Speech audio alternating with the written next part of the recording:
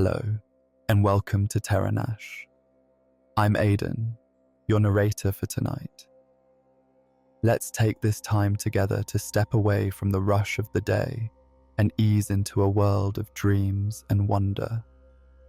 Tonight, I'll tell you a story, one of love, transformation, and the quiet power of the sea.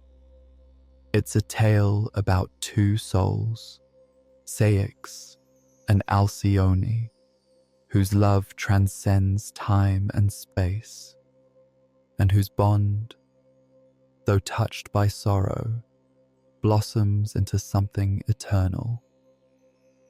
The story of how they became the kingfishers that still grace the skies, reminding us of the Halcyon days, those moments of peace when the world holds its breath. But before we begin, we'd love to hear from you.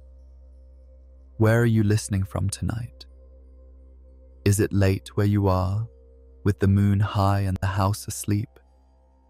Or perhaps it's still evening, and you're stealing a quiet moment for yourself before the day truly ends? Let us know in the comments. We love imagining the little pockets of stillness where our stories find you. And if there's a kind of tale you'd love to hear next, maybe a story about drifting clouds, or a hidden path through an enchanted garden, or even a cozy adventure with a sleepy hedgehog, tell us. Your ideas shape the stories we tell, and we'd love to weave them into future nights like this one. If you'd like to dive deeper into TerraNash, you can join us on Patreon for early access to all our stories and a special playlist to carry this calm with you. And if these bedtime stories have been a gentle pause in your nights, subscribing is the easiest way to support us. It means the world to us, and it helps us keep this space soft and sacred for dreamers like you. Now, take a slow, deep breath with me. Let your body begin to relax, feeling the weight of the day lift off your shoulders. Let your mind become still as you settle into your space, your eyes growing heavy, your thoughts softening.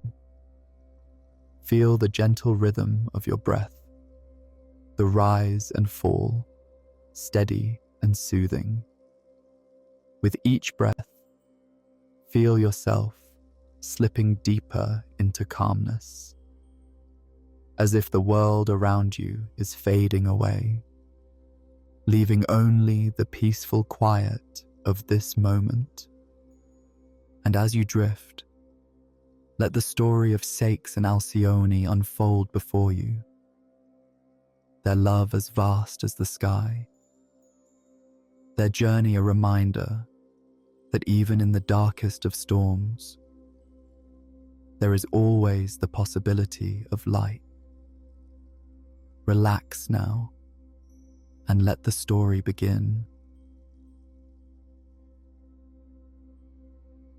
Long ago, in a kingdom cradled by the sea and brushed gently by the wind, there lived a king named Ceyx. He was a quiet ruler, kind to his people, and even kinder to the earth beneath his feet. Each evening, when his duties were done, and the lanterns of the palace had been lit with golden light, he would climb the tall tower that looked out over the ocean and sky. There, beneath the blanket of stars, Ceyx would sit in stillness, listening to the hush of waves rolling far below. He had a deep fondness for the stars, not just for their beauty, but for the stories they held. He believed the night sky whispered secrets to those who waited long enough to hear. But the one star that outshone them all, in his eyes, was not in the sky. It was his queen, Alcyone. Alcyone, with her voice like birdsong and her laughter that danced like wind over the sea, was the light of his life. When she entered a room, everything softened. Even the courtiers, who worried all day about maps and taxes, found themselves smiling when she passed. She had a way of calming storms, not just in the sky, but in the hearts of those around her. To the people, they were a beloved pair, a symbol of gentle strength and peace. But to one another, they were simply home.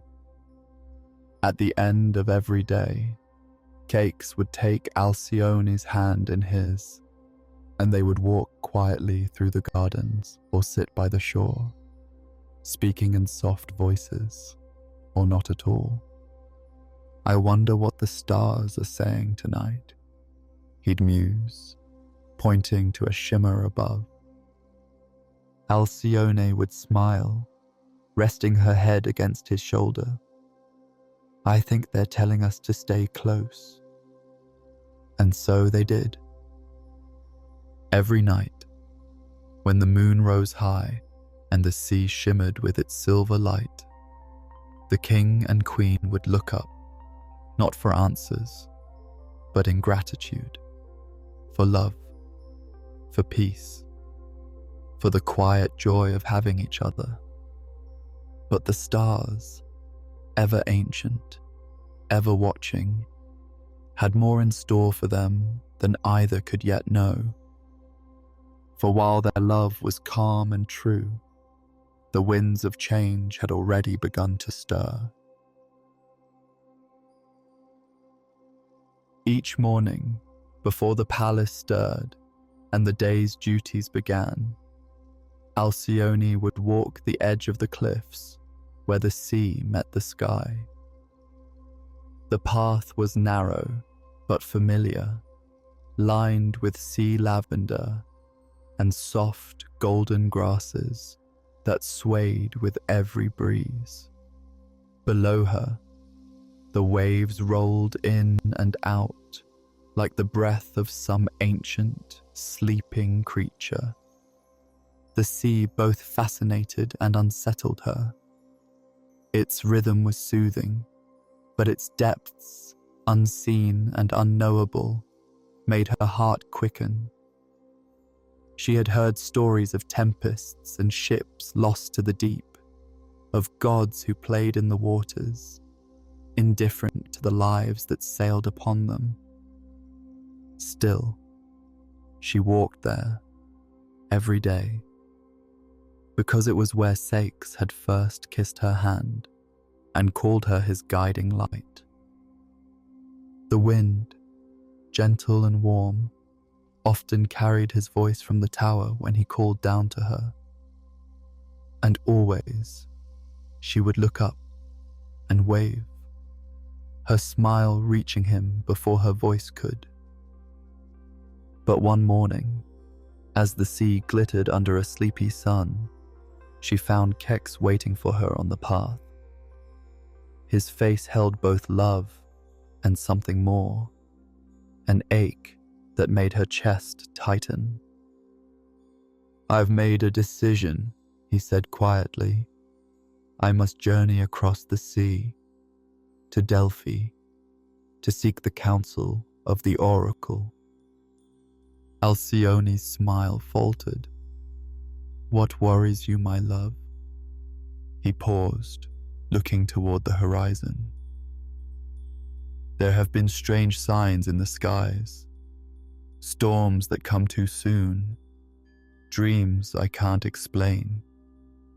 I feel something is shifting, and I must understand what it means for us, for our people." Alcyone's hand found his. "Then let me come with you." Ceyx shook his head gently, bringing her fingers to his lips. The journey is long, and the sea can be cruel. I need you here, watching over the kingdom, and watching the stars for me. Her eyes filled with quiet fear, though she tried to smile through it. Then promise me you will return before the moon is full again. He touched the pendant that hung from her neck, a feather of silver, the twin to one he wore on his own chain. I promise, he whispered. We are two wings of the same bird, Halcyon. I will always find my way back to you. But as they stood there on the cliff's edge, their shadows long against the rocks, a gull cried out overhead, and the wind shifted ever so slightly. Halcyon's heart beat faster, not from love, but from a feeling she could not name. She watched the sea that morning longer than usual. It seemed calm, gentle, even. But deep beneath the waves, something had stirred.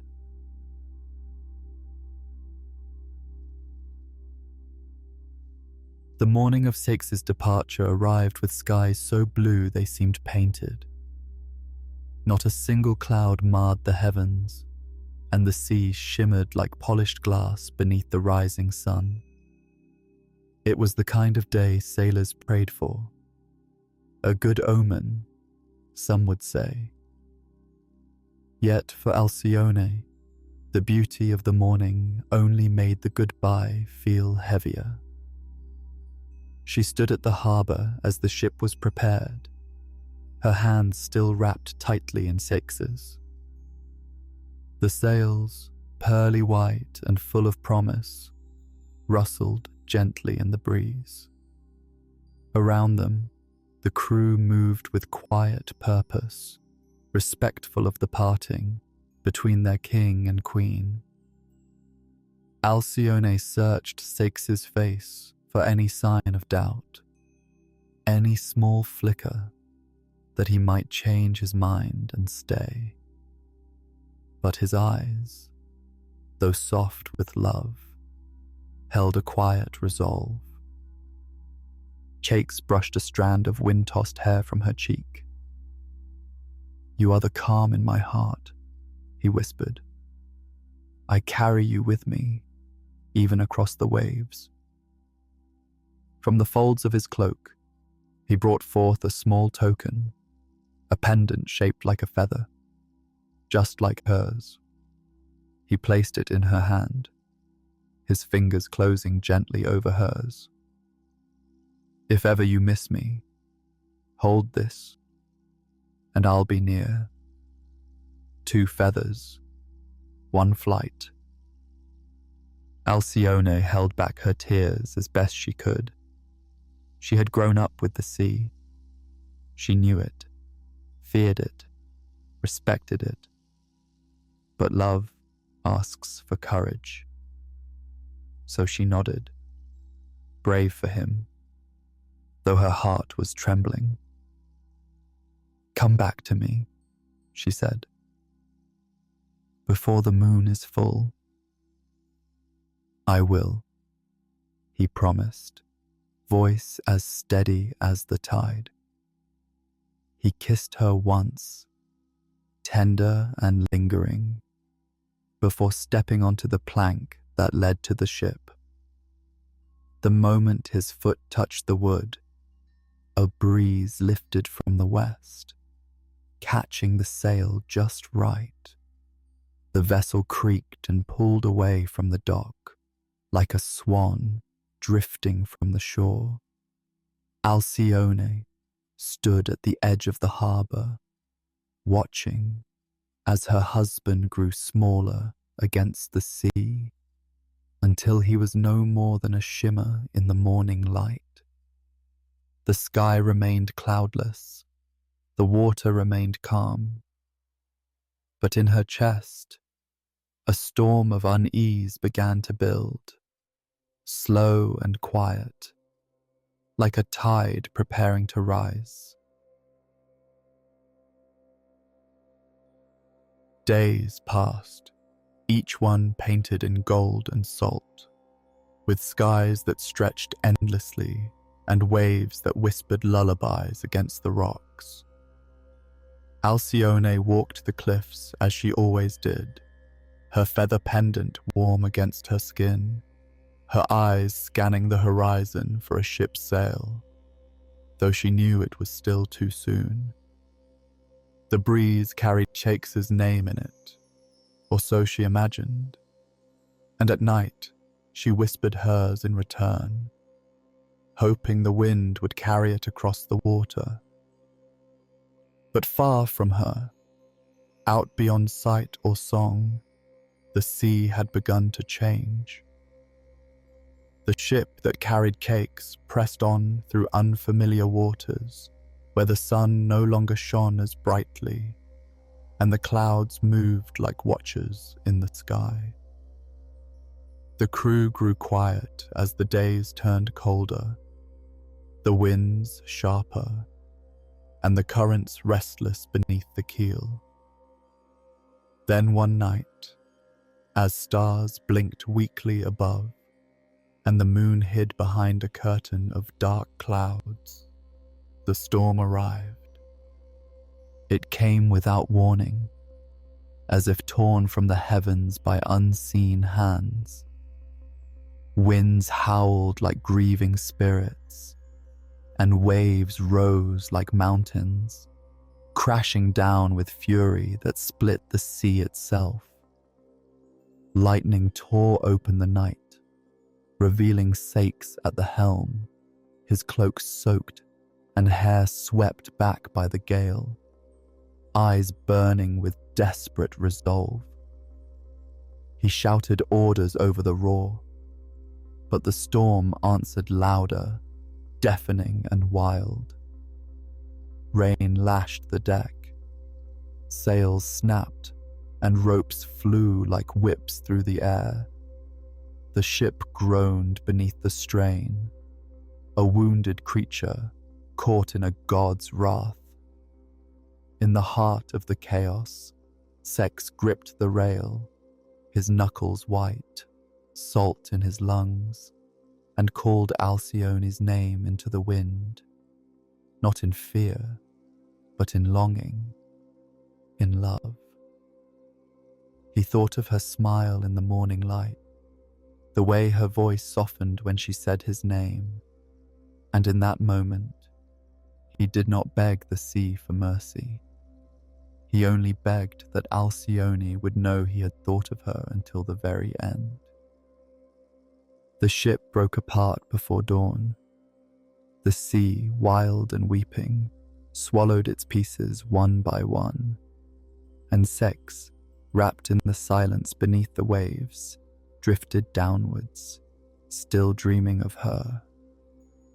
Far above, in her sleep, Halcyon stirred. Her hand clutched the feather pendant tightly, her breath uneasy. Somewhere deep within her heart, where no words could reach, a cold wind had begun to blow.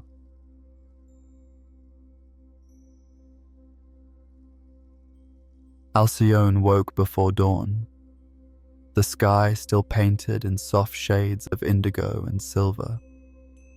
The sea outside her window was calm, but her chest ached with an unspoken heaviness.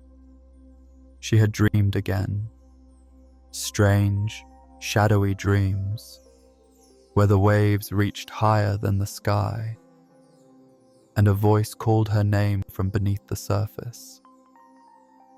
It was not the first time. Since Ceyx had sailed, sleep no longer brought her peace. Each night, her dreams grew darker, more restless, as if the sea itself was trying to speak through them. She tried to push them away, telling herself he was safe, that the storm she had felt in her heart was only fear. But her soul did not believe it. She spent her days walking the cliffs, with her eyes on the horizon, waiting for a sail that never appeared. At night, she pressed the feather pendant to her lips and whispered his name. The people of the kingdom watched her with quiet sympathy, bringing her news of other ships that had returned, merchants with stories of calm waters and clear skies. But none had seen Ceyx. The days passed like drifting fog, each one slower than the last. Her laughter faded, her voice grew soft and distant. She no longer sang in the garden or danced barefoot across the marble halls. She only listened to the sea, to the wind, to the aching silence that followed her like a shadow. In her dreams, the voice calling her began to change. It no longer sounded frightened. It sounded lonely, familiar. A soft echo of love that tugged at something ancient inside her. The waves in her mind rose and fell in rhythm with her breath. The stars above her window seemed to flicker differently now. Not just distant lights, but watchers, waiting.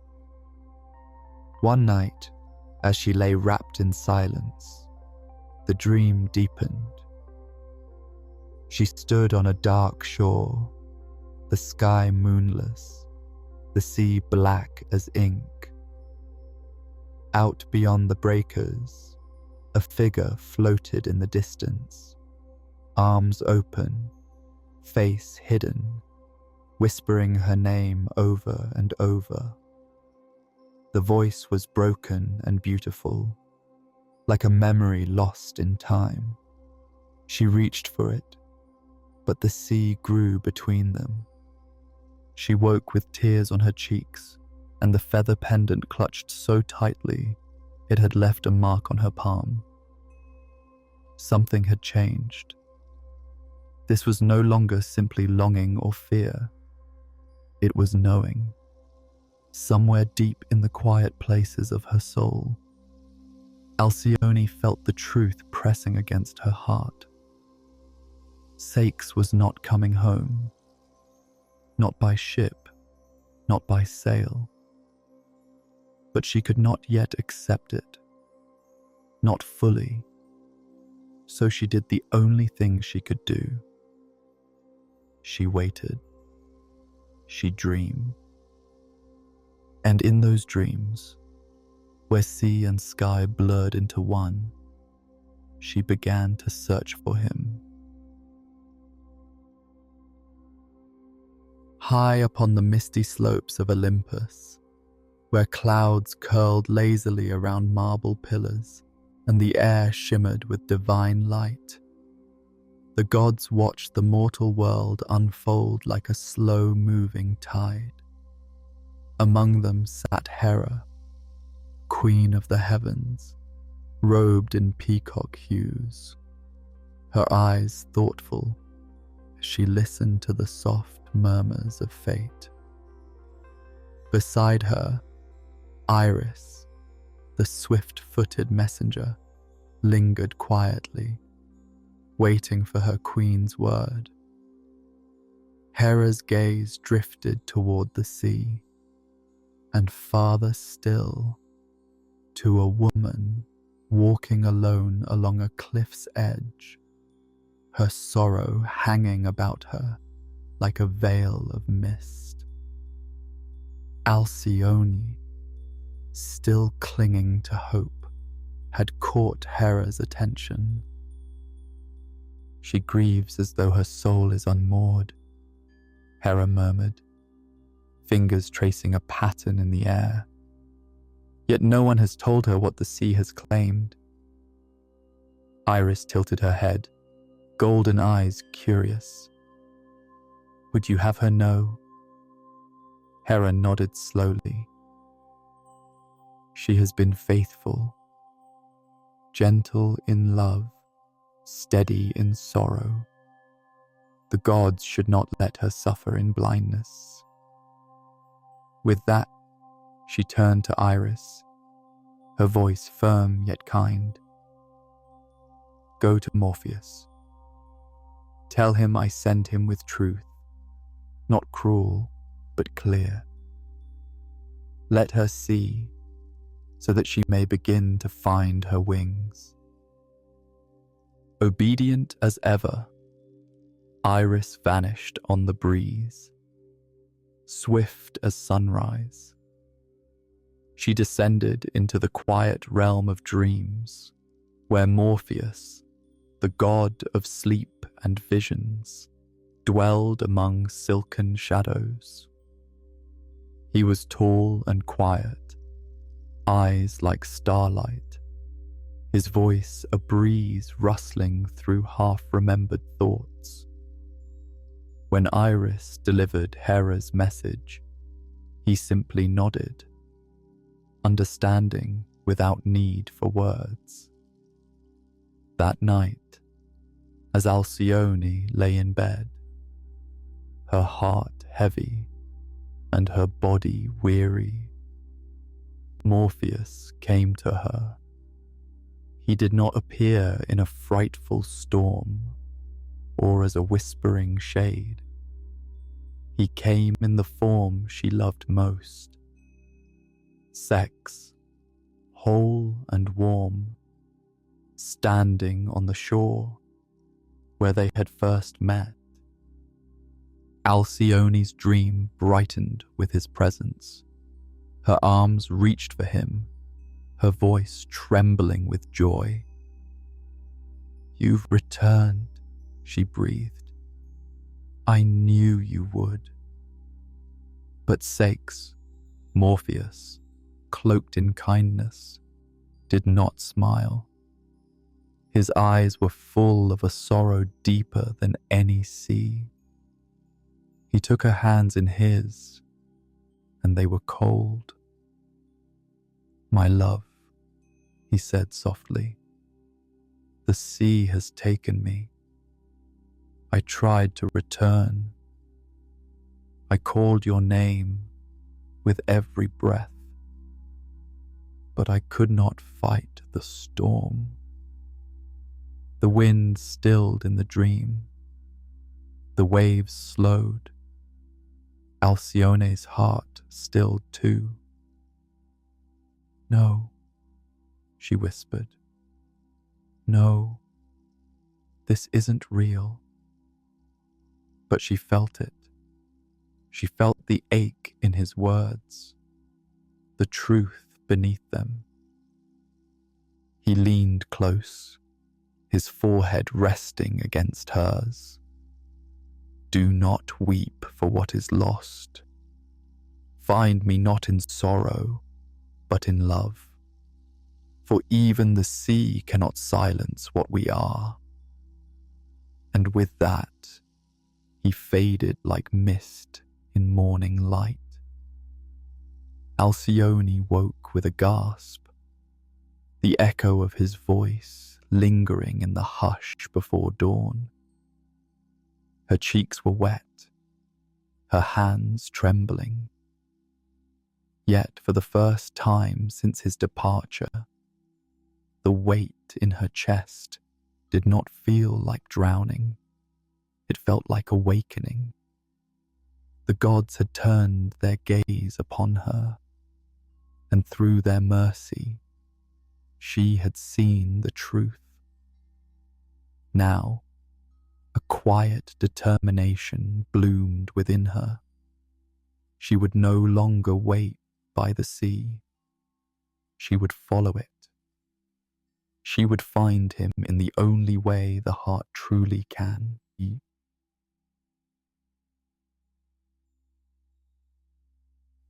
The morning after her dream, Halcyon stood once more at the cliff's edge, her hair tangled by the sea breeze, her eyes steady with the quiet ache of truth. The waves below rolled gently, indifferent to the grief of mortals, yet somehow softer now, as if touched by her sorrow. She no longer searched the horizon for sails. She knew he would not return as he left, and yet something within her would not rest. The dream had not only brought her truth, it had lit a fire within her, gentle but unyielding. She would not remain still.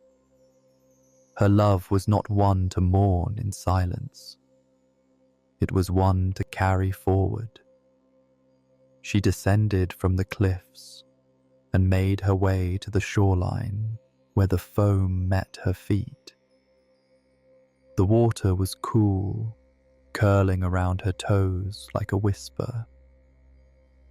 She walked along the coast for hours, speaking softly to the sea as though it might answer her. She called his name into the wind. She sang the lullabies they had shared on quiet evenings. She held her feather pendant to her heart and asked the waves to return what they had taken. Birds followed her path, seabirds gliding on the wind, diving and rising again, their cries echoing in the sky. One in particular, with feathers the color of twilight and a sharp, watching gaze, seemed to linger longer than the rest. It circled above her, silent and steady, and Alcyone found herself drawn to it. It was as if something in its flight mirrored her longing, her restless need to go further, to not give up. At twilight, she stood at a place where rocks jutted into the sea like outstretched hands.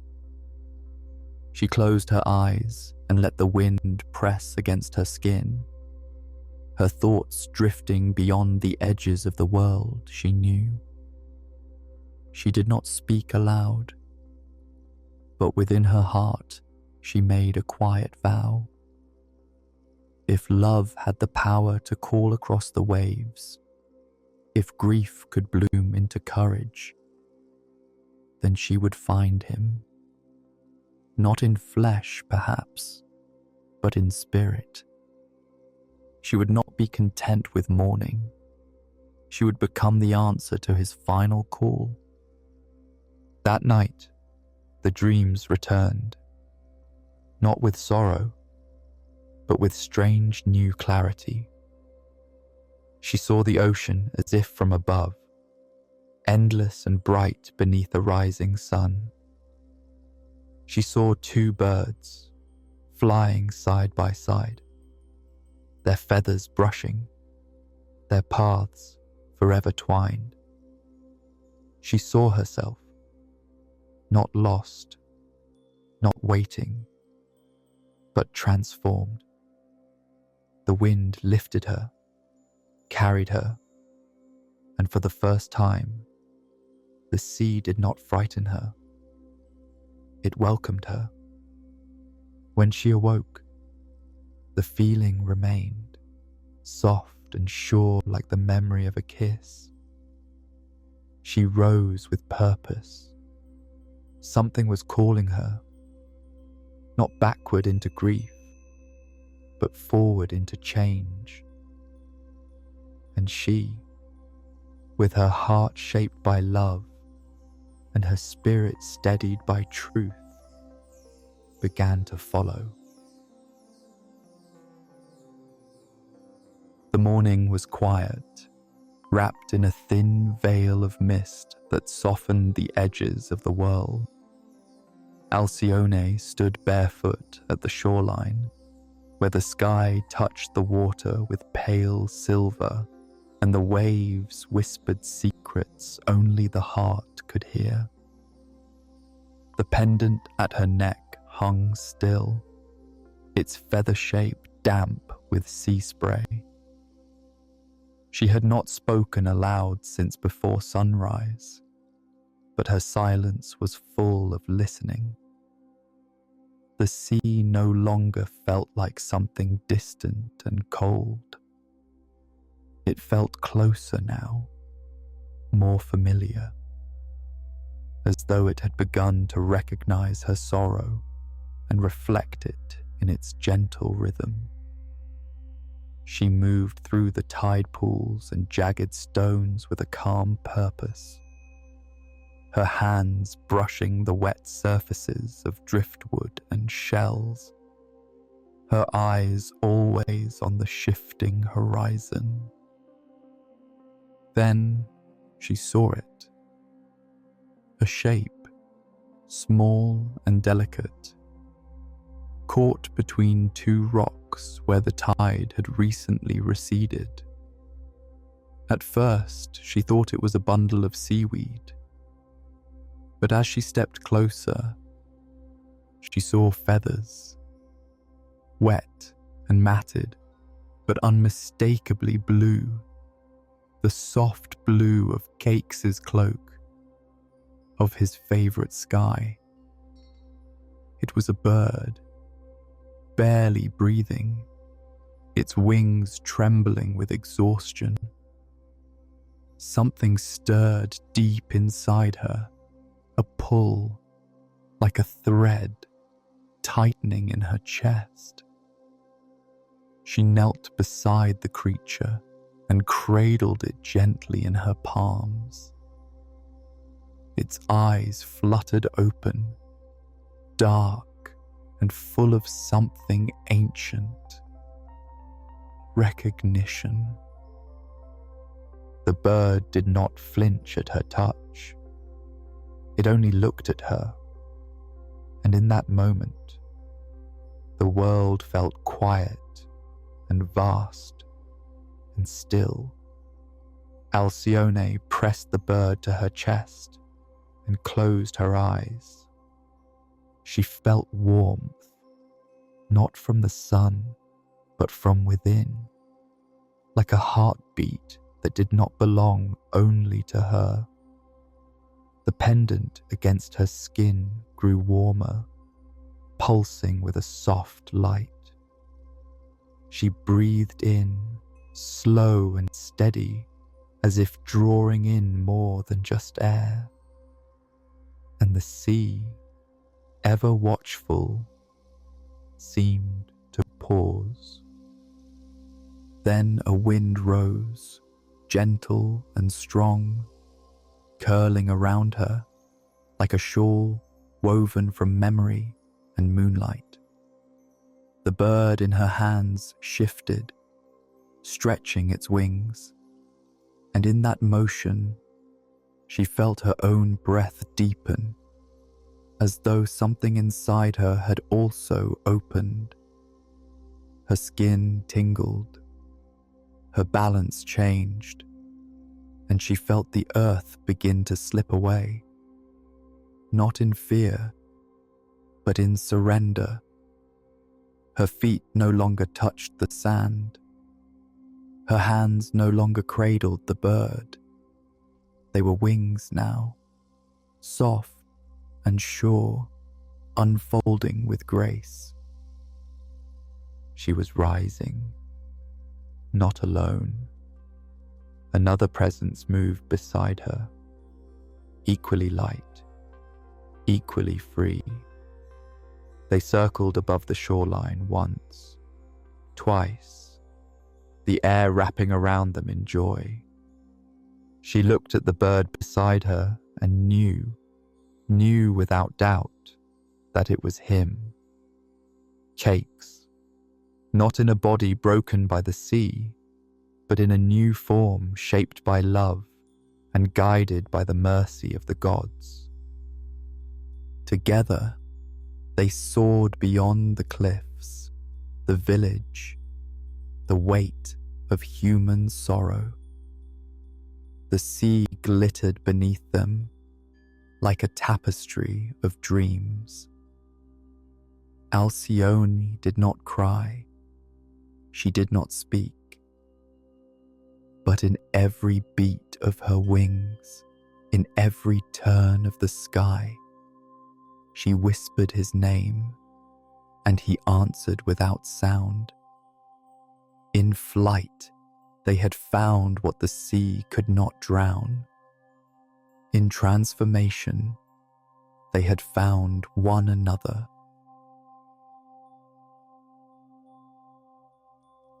The days that followed passed like a soft wind through a quiet forest, gentle and full of wonder. Halcyon and Ceyx flew together over the silver sea, their wings brushing like shared thoughts, their movements in perfect harmony. They no longer needed words. For every tilt of the wind, every shift in the current, carried the language of their hearts. From above, the world looked smaller, quieter, more peaceful. The cliffs where she once waited now stood behind them like memories turned to stone, and the village below bustled with life, unaware of the love that soared silently above. They did not return to the palace, for they no longer belonged to marble halls and golden crowns. Their realm was now the open sky, the changing sea, and the endless rhythm of the waves. Together, they glided through dawns soaked in rose light and dusks painted with deep purples and gold. They dipped low over the ocean, skimming the surface with feathers that caught the glow of the sun, and sometimes they flew high into the clouds, where the air grew still and cool, where the world disappeared beneath mist. It was there, in those quiet moments between sea and sky, that their love deepened, not through speech, but through presence. Halcyon often looked at him, at the way he moved without fear, always steady beside her, and she felt a joy unlike anything she had known in the world below. There was no grief in him now, no shadow of the storm that had once claimed him. In this form, he was light and laughter, memory and peace. Sometimes they returned to the shore at night, resting in hidden coves where the stars shimmered above like watchful eyes. Halcyon would nestle beside Ceyx, their feathers warm against each other, the ocean's lullaby humming in the dark. She would dream, not of storms or loss, but of soft days and gentle winds, of open skies where no sorrow could reach them. When she woke, he was always there, his eyes full of calm, as if the universe had quieted just for them. Yet even in their serenity, they remained tethered to the world they left. Fishermen would glimpse two birds always flying together and whisper blessings under their breath. Children along the coast would leave crumbs on the sand, believing the birds were spirits of love. The people did not know the story in full, but they felt it somehow in the hush of the breeze and the slow hush of the tide.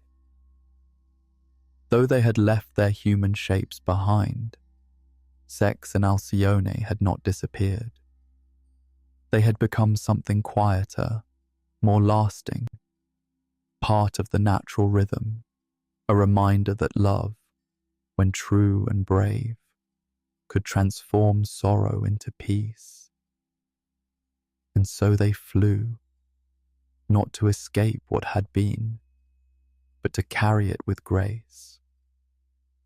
Each day was a new flight, each night a gentle rest, and together they wrote their story across the sky, one wing beat at a time.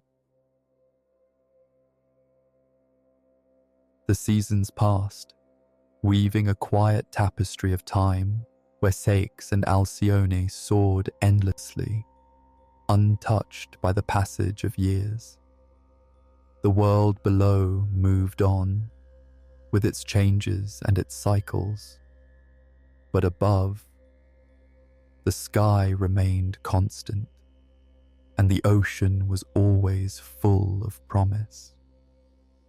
The two birds, with feathers of deepest blue and the soft shimmer of twilight, became legends to those who walked the shores. They were the embodiment of love that endures beyond time, of a bond that could not be severed even by death. People spoke of the Halcyon days, those precious moments when the sea would quiet and the winds would still, as though the world itself had paused in reverence for something sacred. It was said that when these days arrived, the birds would fly in perfect harmony, their love woven into the very fabric of the air, and the storms would stay away, leaving the seas calm and the skies clear. Halcyon and Ceyx knew, in the depths of their hearts, that they were part of something larger than themselves, something older and more enduring than their human lives had ever been. In their transformation, they had touched the divine, and now they lived not as mortals, but as symbols of what love could achieve when it was steadfast and true.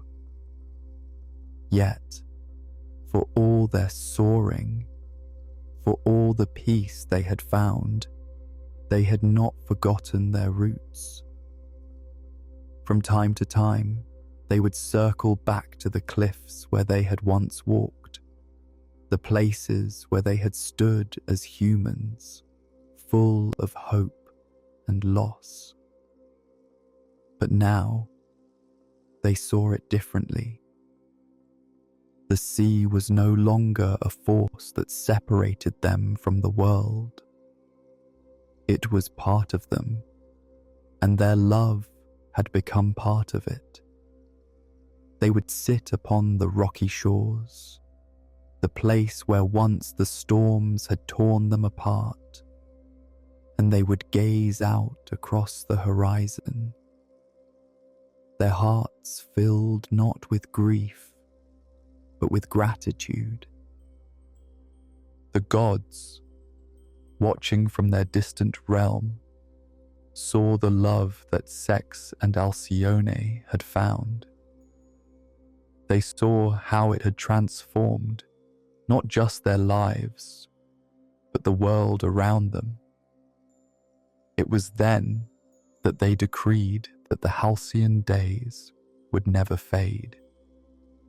They would remain a part of the natural world, a gift to mortals. And so, the legend lived on. In every peaceful moment when the winds whispered softly and the sea remained calm, mortals would remember the love of Ceyx and Alcyone. They would feel the touch of something eternal in the stillness, a reminder that love in all its forms could bring peace to even the most restless hearts.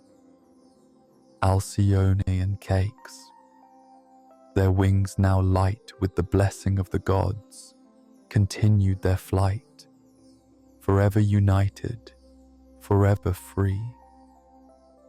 And the world beneath them filled with all the storms and tempests of life, would always know that there would be moments of calm, moments of halcyon days when the world was still and love in its purest form soared through the skies.